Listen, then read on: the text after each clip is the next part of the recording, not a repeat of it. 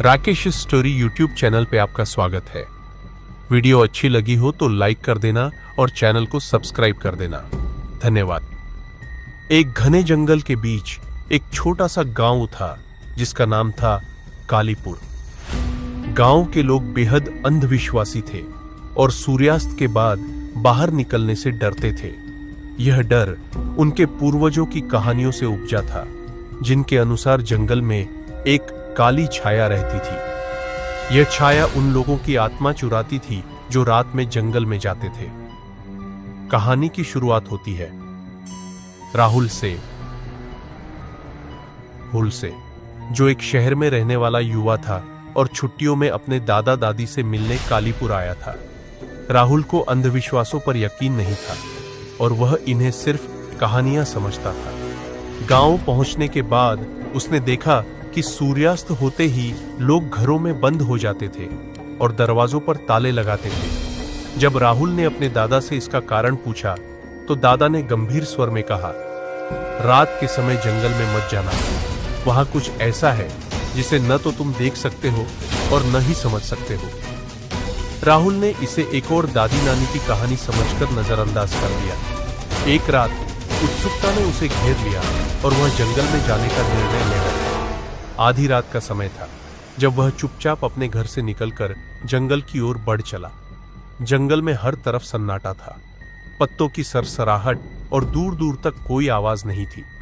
कुछ देर बाद राहुल ने महसूस किया कि जैसे कोई उसकी परछाई का पीछा कर रहा हो।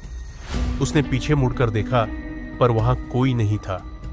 जैसे जैसे वह जंगल के और अंदर बढ़ता गया, उसकी सांसें तेज होने लगीं। अचानक उसे पास ही एक पेड़ के नीचे एक पुराना टूटा हुआ मंदिर दिखा। मंदिर के पास एक धुंधली आकृति खड़ी थी जिसका चेहरा दिख नहीं रहा था।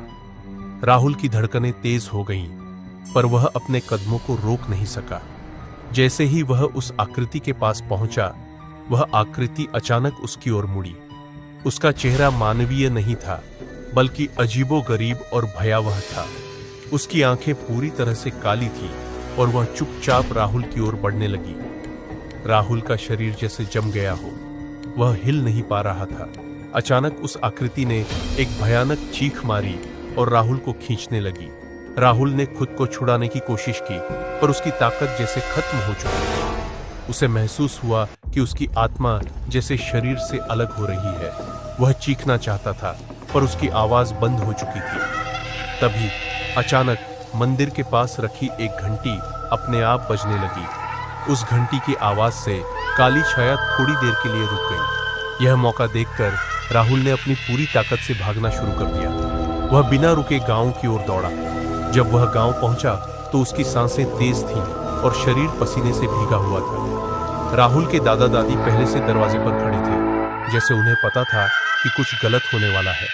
उन्होंने बिना कुछ कहे राहुल को अंदर खींच लिया और दरवाजा बंद कर दिया। उसके बाद दादा ने एक पुराने ग्रंथ से कुछ मंत्र पढ़े और घर में चारों ओर धूप जलाई। राहुल के चेहरे पर डर साफ झलक रहा था। उसने कांपते हुए कहा, वह क्या था दादा? दादा ने गहरी सांस ली और बोले, वह काली छाया थी। जिसने भी उसे देखा है वह बच नहीं पाया। तुम आज जीवित हो क्योंकि शायद मंदिर की घंटी ने तुम्हें बचा लिया, लेकिन अब तुम कभी उस जंगल से मत जाना। वो तुम्हारा इंतजार कर रही है।